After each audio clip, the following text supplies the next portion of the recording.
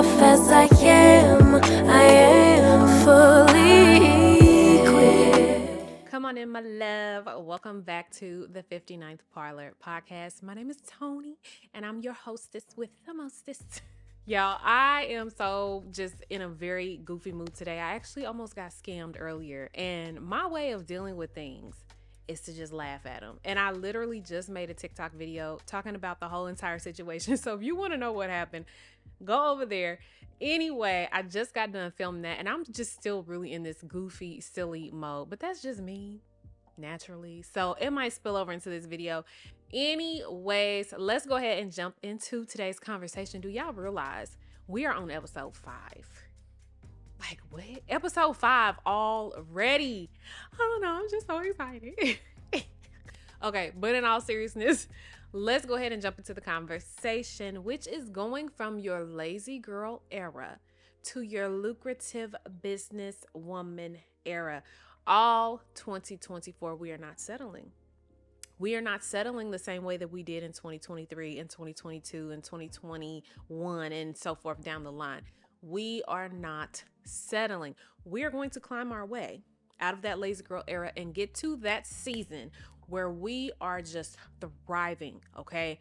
And let me tell y'all, I am going to speak to you guys from experience today. If Lazy Girl had a spokesperson or a official face of it, it was this one right here, okay? It was my face all over the billboards, all over the magazine covers.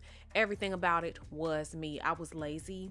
I was, doing the self-pity talk and the self-pity parties, the procrastination, the lack of discipline, the lack of confidence. I was the lazy girl. I was that girl who used to talk to myself very negatively. I used to just feel like the world was against me and all of that. That was me. It took me years. Took me a lot of years of inner self work in order to get myself out of lazy girl era and get myself to a point where I was actually feeling motivated and excited and happy to do the things that I was doing in my life. So lazy to lucrative is literally possible for everyone. I don't care what your background is. And this is the one thing that I do appreciate about social media is the fact that you can hear so many people's testimonies. Now, of course, everything that we hear, everything that we see might not be true, but there are some stories that I have come across that I feel are very genuine. Like, you can see the struggle and the triumph in the person's eyes that they had to get to and go through and this and that. You can see it. So when I say it literally is available to everybody to become lucrative in their lives, it is. Because if y'all heard some of the stories that I've come across over the years, you would be like, oh my God, that person took this circumstance to that circumstance. If I ever get permission, I'm gonna tell y'all my sister's story, or I might have her on here to tell her own story later on down the line. But I have seen a lot of people take some of the worst circumstances and turn them into lucrative businesses, just a lucrative life overall, where they are thriving, where they are successful, where they are living their dream life. Okay, so how do we exit that lazy era and finally decide to do differently in your life? That's what I want to talk about today. I want to get us from the thought of a mouse trying to climb Mount Everest. We want to be able to outsmart what we're doing and get ourselves to the top of the mountain without having to exert ourselves. Now, I'm not saying that you ain't gonna do no work. You're going to do some work. You're going to put in some work. But I gave that analogy because we want to get ourselves out of the mindset of thinking like we're this small little creature trying to take on this huge mountain, right?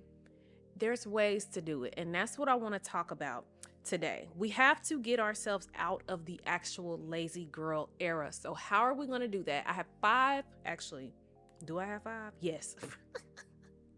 I do. I have 5 quick little tips that I want to go over today in order for us to really get ourselves out of the mindset, have that motivation that we need in our life, push ourselves and actually begin to live our dream lives. first thing that I want you guys to learn to do when you are really transitioning yourself out of the lazy era into your era where you are just head down, busy, you've secluded yourself, you've isolated yourself for a season, and you're going to come out and they're going to be like, oh my gosh, who is this person? Where did this other girl go? And how did you get all this work done? You have got to learn how to live a private life. I'm going to say it one more time for the people in the back. You have got to learn to live a private life. You need to shut up and show up. And I literally wrote that down because I wanted to make sure I said it. You don't want to give everybody the opportunity to know your plans. And on top of that, you don't want to give an open door for people to possibly taint what it is that you are trying to accomplish in your life. I just talked on the last video about how when you have your friendships and things like that, friendships, relationships, you want to know those people inside and out. Of course, we know those people inside and out. They know us inside and out, but who's to say that person might not be having a bad day? If somebody's having a bad day, they could say something, you could say something to them that might trigger them in a way that as soon as you get off the phone, they might have some types of negative feelings towards you or towards what you have going on. And we all know once words are spoken into the atmosphere, you cannot take them back. Once a negative thought is like creeping in your mind and brewing and festering in your head, it's hard to get rid of it. So I'm not saying that you need to get rid of your friends. I'm just saying that we have to understand that people have bad days, and we don't want to give a window of opportunity for somebody to put that kind of, that kind of thought process onto what it is that we are trying to accomplish. I want you guys to learn to close that door. Private life and living a private life is actually a luxury, and that is something that I am beginning to understand at this point in my life. Just like this morning, before I realized that I was about to get scammed, I was super excited and I held that to myself. I told two people. I told my husband and I told my mom. I was like, you know what? I'm in a season where I want to begin to just keep things to myself until I actually do them. Once I actually do them and they're already done and completed, then I will share my good news. But I'm learning to keep my life private, keep the things that I am doing private, keep my opportunities private, because honestly, and this is just from a spirituality type standpoint, when I'm gifted an opportunity, I want to give all praise to the Father first. Not just for one day, but until that job is completed and until I've had time to just give all praise back to the Creator, I don't want to share that. Opportunities I am learning are blessings. And my blessings, I don't want to just blast those out to everybody just at that point when I get them. I want to have time to hold them close. Like I said, give praise for them and be grateful for them and sit on them. And like I said, not give an opportunity for people to taint what it is that I have, what it is that I've gained, the blessings that have been given to me. I don't want that to be tainted. So, like I said, learn to live a private life. This is an absolute luxury. And as you are transitioning from your lazy girl era to your lucrative businesswoman era, that will give you the opportunity to be very clear in your journey as far as the actions that you are trying to take place at this stage as you progress in life. But again, keep those things private. Don't share your plans. Now, if you're sharing with somebody who has been down that exact path as you and you're needing to ask a question, just simply for some guidance or maybe from their experience with it, that's fine, of course. But still, only share the details that actually need to be shared. Don't overshare. I am a huge oversharer, and I have had my fair share of, things that came along on the back end of that. Number 2 that I want to discuss is grace is taken by the wise. You need to become a wise person during this journey, from being that lazy girl to being your lucrative businesswoman, bossing up your life type self. You need to learn to be wise. And with that wisdom, you have got to understand that you have to give yourself grace. As a person who is taking on a whole new path in life. You are getting yourself out of your comfort zone. You're going to get into some very uncomfortable situations. You've got to give yourself grace. Grace literally means simple elegance or refinement of movement. Refinement, the definition of that is the improvement or clarification of something by the making of small changes. A wise person knows that in order to get to where you're trying to go from that starting spot, you have to make small changes. That is how you become successful in your life. You cannot take on the whole Mount Everest. You've got to stay at the bottom and think of a strategy first, okay?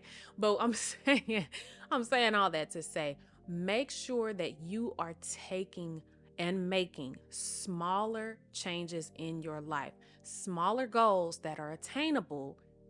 Is it attainable or obtainable? Y'all know what I'm trying to say. I think it's attainable. Smaller attainable goals. That way you can get to those bigger goals. But like I said, give yourself grace during this process, you guys. You cannot be hard on yourself when you're literally doing something that you've never done. You're literally putting yourself in an uncomfortable situation that you've never had to experience. I had to give myself grace with doing my content. I had to give myself grace when I first got my full-time job 2 years ago and I had to go through the learning curve. You have to give yourself grace when you are in unfamiliar territory. So, like I said, grace is taken by wise people. So you need to decide whether you're going to be a wise person or whether you're going to be a person that's not so wise. Number 3, which kind of ties into the thought about making those smaller changes, is you want to take a quarterly breakdown approach. I have been seeing all over social media about the 12-week year. I've never personally read the book myself. I actually do plan to buy it here very, very soon. But I actually just saw a viral video from a lady that I actually follow. And she was saying how she was in this room with all of these like big league type people, business owners, like, and I'm talking about successful businesses, okay? But she was in the room with them, all big wigs, and she was starting to pick their brain, like, how do you become so successful? And they essentially told her that you need to begin to learn to break down your goals and break down your years into quarterly sets. Obviously, that is what 12 weeks is. It is based on a quarterly breakdown. So that is a good suggestion as far as a book that you can read to get you on the right path. Like I said, I've never read it myself personally, but I have heard nothing but amazing things when it comes to that book. But overall, my take on it, this is an excellent way to keep you on track for successfully reaching your goals. If your overall goal is to become healthier and more fit in 2024, you need to break that goal down. You can't just say, oh, I want to become healthier and fit and then leave it at that. What is your game plan? What are the actions that you are going to take to get you to that point? You have to give yourself smaller goals. And I think I just mentioned that on another video, or maybe it was on my vlog. I don't know, but I'm going to reiterate it here. If you have an ultimate goal of losing weight and getting more fit, one of your goals could be, I'm going to drink more water. Drinking more water is a goal that you can control every single day. If I say, okay, I want to drink 80 ounces of water a day. Okay, get your water jug. Make it a habit to fill that water jug first thing in the morning when you get out of bed. Fill that water jug, drink it during the day. Okay, here we are, mid-afternoon. You're about to hit that midday crash and you reaching for that coffee mug.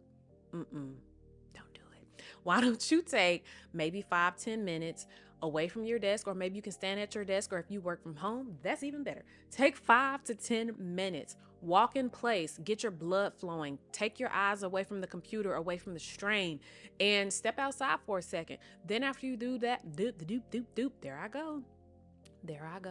Tongue tied, y'all. It's ooh. Anyway, after you do that, grab your water jug again. Make it a habit to just fill that joker back up right in the afternoon. Once you get through that midday crash and you finished out your day, 5, 6 o'clock rolls around, guess what? Fill that water jug one more time. I'm pretty sure that we can all find a water jug that's around 32 ounces. 32 ounces 3 times a day is going to give you over 90 ounces of water per day. If you had a goal of 80, you've already exceeded that. So what I'm telling you guys to do is give yourself goals on the day-to-day that you can actually attain. If you can actually start attaining the smaller goals, it's going to make you feel successful. It's going to make you feel as though you're actually progressing in your journey to get out of that lazy era and enter your lucrative businesswoman era.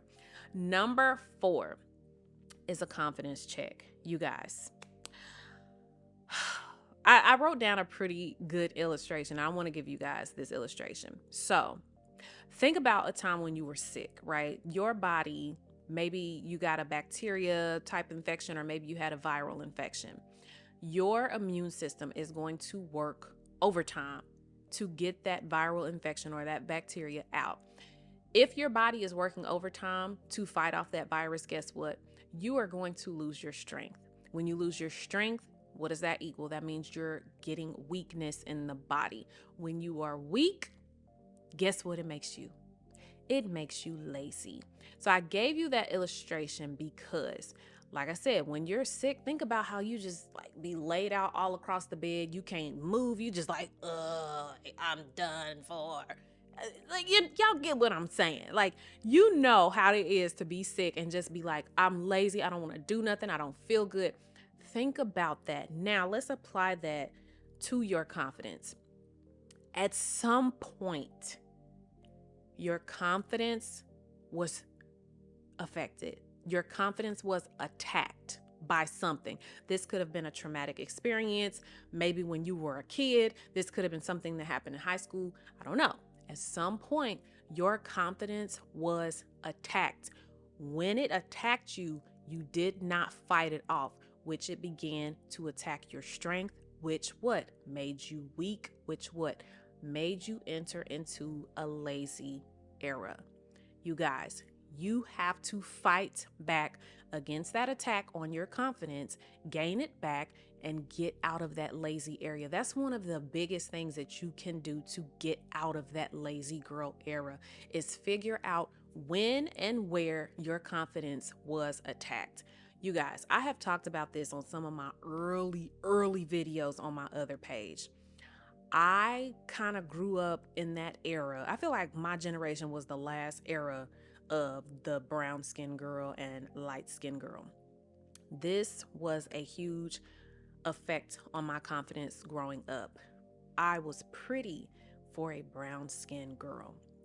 That attacked my confidence as a younger child. I did not realize how much it affected my life literally until my early 20s. So when I realized that that was an attack on my confidence and I had to fight back, that was when I began to get my confidence back. That was when I began to really understand who I am as a person, beginning to appreciate who I am, appreciating my looks, appreciating just being me and accepting me 100%.